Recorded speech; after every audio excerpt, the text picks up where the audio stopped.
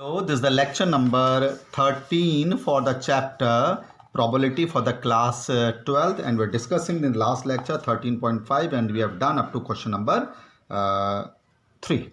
Now in question number 4, 5 cards are drawn successively with replacement from a well shuffled deck of 52 cards. So we are taking out how many cards? 5 cards. And what is the probability that all the 5 cards are spade?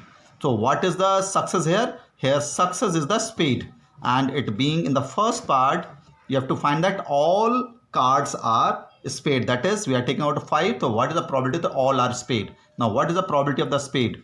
13 upon 52, 13 spade होते हैं तो 1 upon 4, Q कितना हो जाएगा 1 minus 1 upon 4, that is 3 upon 4. In the first part it being asked what is that probability that all are spade, that is you have to find P5, that is the value of R is 5. So you can write combination of NR, P raised to power R and Q raised to power N minus R. This is the probability that all are spade, that is all the 5 cards are spade. In the second part you have to find that only 3 are spade, that is out of 5, 3 should be spade. So it means you have to find the value of P3 and the value of R here is 3. In the third part none is spade, that is P0 you have to find, that is 5 card में एक भी आपका spade नहीं होना चाहिए. तो P0 you have to find means the value of R is 0. तो combination of NR, P raised to power R, then Q raised to power N minus R. So like this you have to do these questions. In question number 5, what is given? The probability that a bulb produced by the factory will fuse after 150 days of use is 0.5. तो 150 दिन बाद वो fuse होने की probability हमें given है.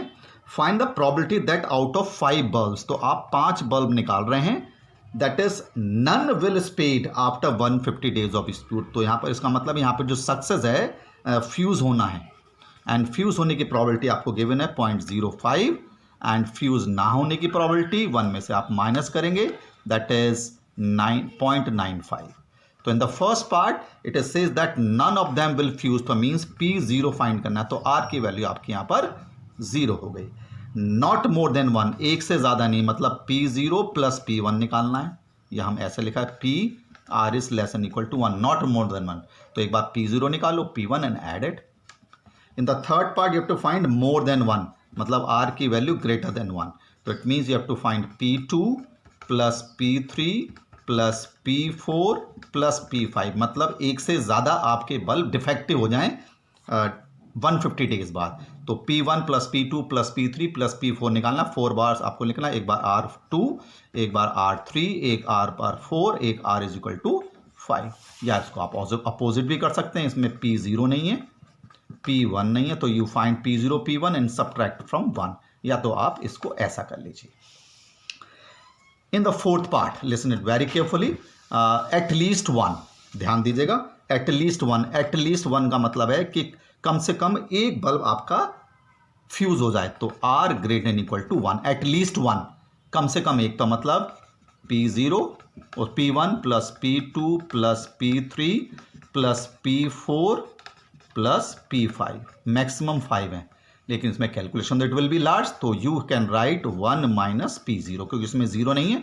तो find the probability that none will fuse out of 5 and subtract from 1, तो ये ज़्यादा बेटर है आपका.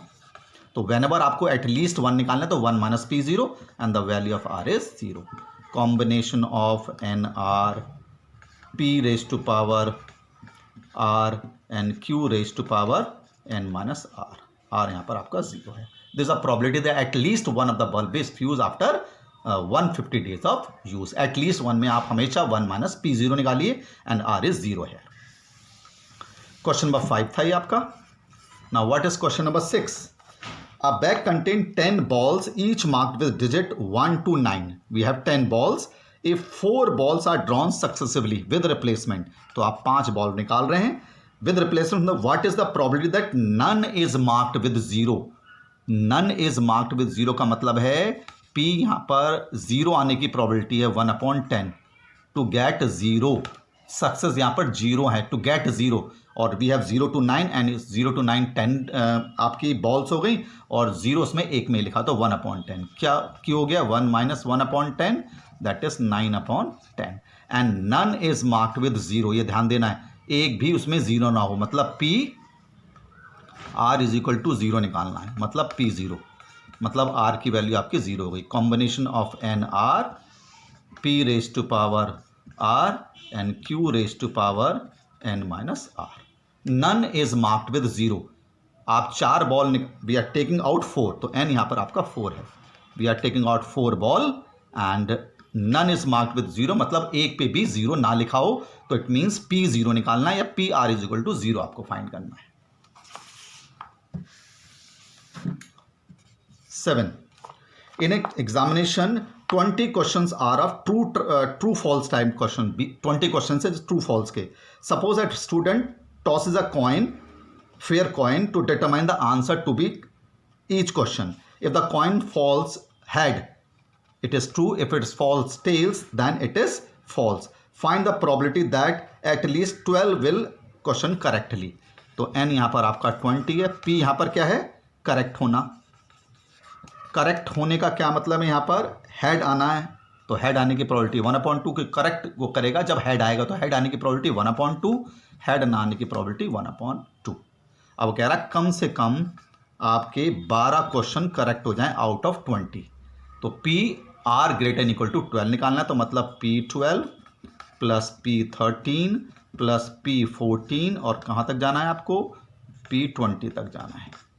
तो यहाँ पर R आपका हो गया 12R, 13R, 14 and up to 20। तो combination of N R P raise to power R and Q raise to power n minus R, n यहाँ पर आपका 20 है। ऐसी next combination of N R, R13 हो गया नेक्स्ट में, P raise to power R और Q raise to power n minus R, that is 20 minus 13 and up to last वाला combination of N R P raise to power R and Q raise to power n minus R, 20 minus 20, 20 minus 20, ये 20 minus 20 है। तो solve करके इन सबको add कर लीजिए। You can use the GP, एक GP बन जाएगा।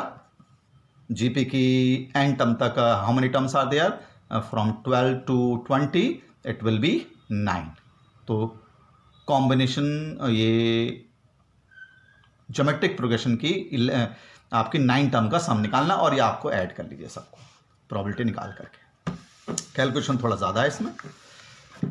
Now after that we have question number 8, we have the binomial distribution। तो हमने पहले बताया था binomial distribution ये लिखा हुआ है, तो ये n होता है, ये p होता है, तो n हो गया आपका 6, p हो गया 1/2, q कितना हो जाएगा 1 में से 1 minus 2 that is half. Binomial बीज n p होता है, ये n होता है, ये p। अगर बाइनॉमियल डिस्ट्रीब्यूशन इस ब्रैकेट में इस तरह से लिखा हुआ है, show that x is equal to 3 is the most likely outcome, मतलब आपको p x इक्वल टू 3 या मतलब p3 मैक्सिमम प्रोबेबिलिटी लाके दिखानी है। तो इसका मतलब आपको P0 भी निकालना है, P1 भी निकालना है, P2 भी निकालना है, P3 भी you have to find also, और कहाँ तक निकालना है, P6 तक निकालना है आपको, क्योंकि n हेयर इज 6। तो इसमें Px इक्वल टू 3 की मैक्सिमम प्रोबेबिलिटी आएगी, ये आपको प्रूव करना है। थोड़ा कैलकुलेशन ज़्यादा है इसमें, तो P0, P1, P2, P3, P4, P5, P6 निकालिए और P3 का आंसर सबसे ज़्यादा होगा इन सब में। Like this you have to do it. Yes, question number 9, what it says that on a multiple choice question with 3 possible answers for each of the 5 questions, तो हमारे पास 5 क्वेश्चंस हैं और हर एक क्वेश्चन में 3 पॉसिबल आउटकम्स हैं, मतलब हर एक question में 3 ऑप्शंस हैं। What is the probability that a candidate would get 4 और मोर करेक्ट बाय गैसिंग, 4 या उससे ज़्यादा करेक्ट हो जाए तो सक्सेस क्या है, करेक्ट होने का। करेक्ट होने की प्रोबेबिलिटी 1/3 है गैसिंग से करेक्ट होना, क्योंकि वो तुक्का मारेगा। Out of 3 option he can write only 1, तो 1/3 is the probability of the correctness and 2/3 is the probability of the wrongness. And उसने पूछा है कि उसके ही विल गेट 4 और मोर करेक्ट, मतलब 4 या उससे ज़्यादा करेक्ट हो जाए, तो P4 प्लस P5 आपको निकालना है, एक बार R4 एक बार R5। Out of 5 questions he is attempted, he will get correct 4 और मोर, तो 4 और 5 करेक्ट हो जाएगा और सक्सेस यहाँ पर करेक्ट होना है। सक्सेस कैसे करेक्ट होगा, गैसिंग, हर एक क्वेश्चन में 3 पॉसिबिलिटी ने out of those three possibility he will correct only one. 1/3 is the success and 2/3 is the failure या wrong होना. तो P4 plus P5 निकालना है. In question number 10, a person buy a lottery ticket in 50 lotteries. 50 lottery उसने एक ticket खरीदा. In each of which the chance of winning the prize, price के जीतने की प्रोबेबिलिटी 1/100 है. तो ना जीतने की प्रोबेबिलिटी 99/100, 1 में से माइनस कर दो. What is the probability that he will win a prize at least once, कम से कम एक बार वो जीते. कितने टिकट हैं? 50. तो कम से कम एक means R greater and equal to 1, at least 1. At least 1 तो मैंने आपको बताया था, 1 माइनस P0 निकाल लो. आर आपका 0 हो गया. एन आपके पास 50 है, पी पता है, क्यू पता है. सेकेंड पार्ट में एग्जैक्टली 1 मतलब P1 निकालना है. एक इनाम जीते 50 में. और थर्ड में कम से कम 2, तो R greater and equal to 2. तो R greater and equal to 2 का क्या मतलब हो गया? P2 से लेकर कहाँ तक? P50 तक. कम से कम 2 इनाम जीते, 50 टिकट खरीदे हैं. तो 2 से लेकर 50 तक हो सकता है, लेकिन ये बहुत बड़ा कैलकुलेशन होगा, तो इसमें P0 नहीं है, P1 नहीं है. वो निकाल करके 1 में से माइनस करो, वो ज़्यादा बेटर है. तो P0 P1 की प्रोबेबिलिटी निकाल कर 1 में से माइनस कर लो. You will get this probability that he will win at least 2 prizes. कम से कम 2 प्राइज वो जीत जाए. Question number 11, find the probability of getting 5 exactly twice. 5 2 बार आ जाए in 7 throws of a dice. तो n आपका 7 हो गया. सक्सेस क्या है? Getting 5 exactly twice. तो p यहां पर है गेटिंग 5. गेटिंग 5 आने की प्रोबेबिलिटी डाइस में 1/6 है, और ना आने की प्रोबेबिलिटी 1 में से माइनस कर दो, 5/6. और कह रहा है 5 एग्जैक्टली 2 टाइम्स आ जाए, एग्जैक्टली ट्वाइस. तो P2 आपको फाइंड करना है. तो R की वैल्यू आपकी 2, डायरेक्ट फॉर्मूला आपको रिप्लेस करना है. In question number 12, find the probability of throwing at least 2 6s in 6 throws of a dice. तो n आपका 6 हो गया, एक डाइस को 6 दफे फेंका है. And you have to get the probability of at most 2 6s.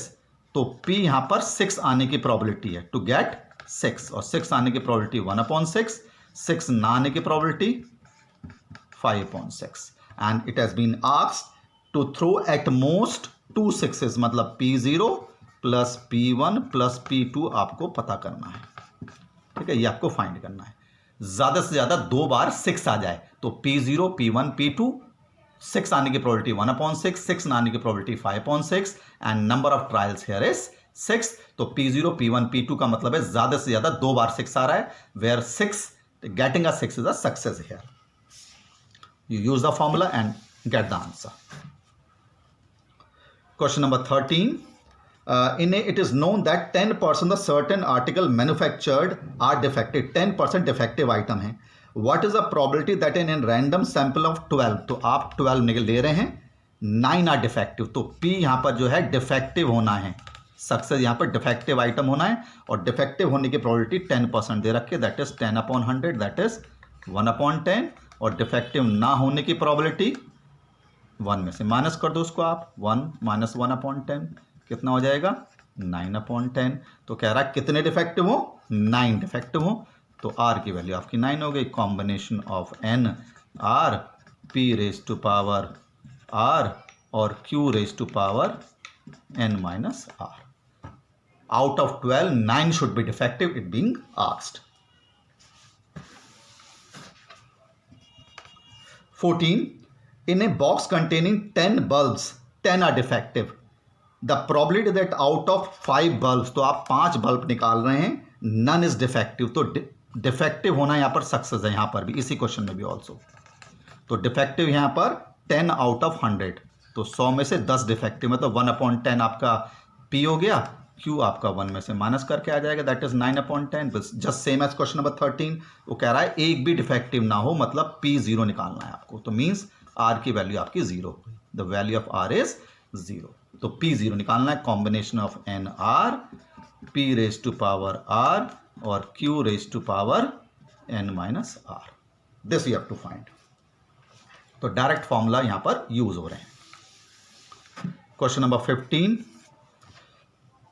The probability that a student is not a swimmer. Swimmer ना होने की प्रॉबिलिटी गिवन है 1/5. Then the probability that out of 5 student है तो n5 हो गया. 4 are swimmer, तो आपको प्रॉबिलिटी स्विमर होने की निकालनी है. तो Q यहां पर है not a swimmer, not a swimmer. Swimmer ना होने की प्रॉबिलिटी दे रखी है, दैट इज 1/5. और प्रॉबिलिटी पूछ रहा है कि 5 में से आपके 4 स्विमर हो, तो P यहां पर स्विमर होने की प्रॉबिलिटी है. सक्सेस यहां पर स्विमर होना है. स्विमर होने कैसे निकल जाएगा, 1 - 1/5, तो 4/5.